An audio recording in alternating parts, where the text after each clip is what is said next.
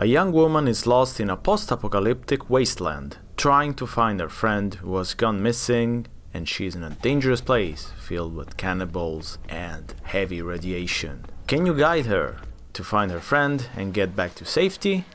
Well, it's not that simple. There's quite more beating under the surface of Rauniot. So let's take a look.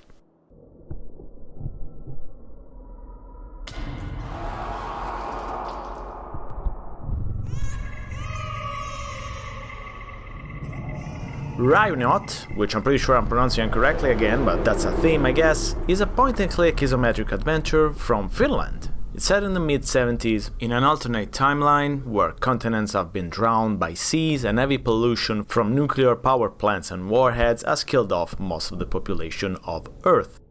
As the young Aino, we shall explore several locations while trying to rescue Toivo, which is our friend, and also see if the myth about a locomotive, which seems to create electrical energy, is actually true or not.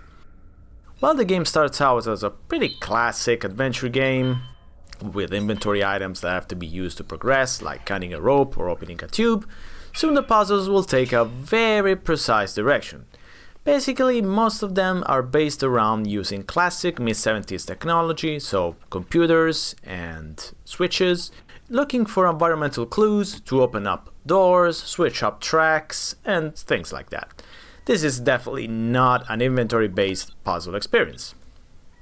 Unfortunately, this also means that Rauniot will turn off anyone who does not really vibe with this kind of puzzles, and it is kind of a shame because the characters you meet in the Wasteland, while there are only a small handful of characters, but they're all quite interesting in their, for example, being evil-looking mutants with a heart of gold, or small sick children who need our help. Aino herself is a bit of a conundrum as a main character. While the game starts off clearly trying to establish her tough, non-nonsense demeanor as someone that has clearly survived in such a wasteland would have, soon she seems to take a backseat to other characters. And also with the game being quite short, we're talking about 3-4 hours experience at most, there is simply not enough time to explore all the characters as they would deserve. Again, a shame, because clearly the developer spent a lot of time designing a very unique post-apocalyptic northern Finland and habitants that will make sense with it. Also, great idea having the entire game with voiceovers in Finnish, which works very well in immersing the player in that kind of very precise experience. Tulipa jotenkin onnekas olo. Of course, I don't know Finnish, as I clearly established earlier in the review, but I love the touch. Either way.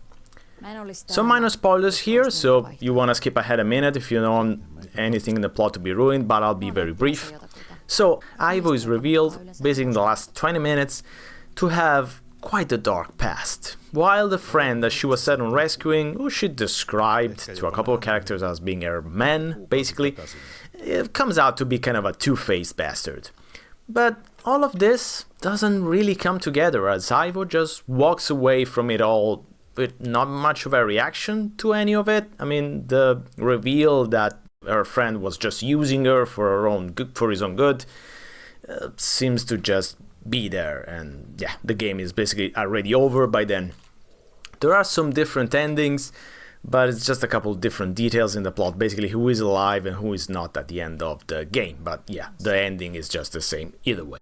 And that's what it all leads up to, with Rauniot being a case of enormous potential that doesn't really seem to come together, because there's a lack of narrative focus and the puzzles are kind of repetitive. Most of the puzzles are just based around find the right combination to open doors or locks, or to switch up tracks to access other places, and that's it. Inventory puzzles do not really ever come back in any way whatsoever after the first 20-30 minutes. I'm really sad about it, because there are so many beautiful design choices in Rauniot. For example, the map not only allows you to fast travel anywhere you want, again, great idea, but it makes sense in the context of the game because everything is hand-drawn by Aino herself. She also keeps notes on anything and anyone, so at any time, even if you haven't been playing the game for like 2 weeks, you can go back and just pick it up again, reading what you were up to. It will be quite more useful in a longer game, I guess, than this, but still a great addition. Again, I already mentioned the dubbing, but I will do so again because really quality dubbing, love it, love the choice of leaving everything in Finnish. Also, there are so many other little things that it would take 10 minutes to mention them all, but I'll just mention another one, the kid drawings that tell the player the story of what happened to the parents of the sick child that we will meet, but only through sound. Basically, Aino looks at it, and in her mind, the sound of what was going on plays. And that's all we hear, and that's an absolutely lovely choice. Great. Or even the beautiful loading screens that are customized depending on where we are traveling from and to, or even how the conversation takes place, which go from basic two people standing looking at each other to a shot of Aino's eyes darting around. So there are so many beautiful small details that unfortunately, in the end, cannot earn Rauniot a full recommendation from me, and I'm very sad about that. So I'm scoring Rauniot a 7.5 out of 10. This is a game that will definitely click with some players right away.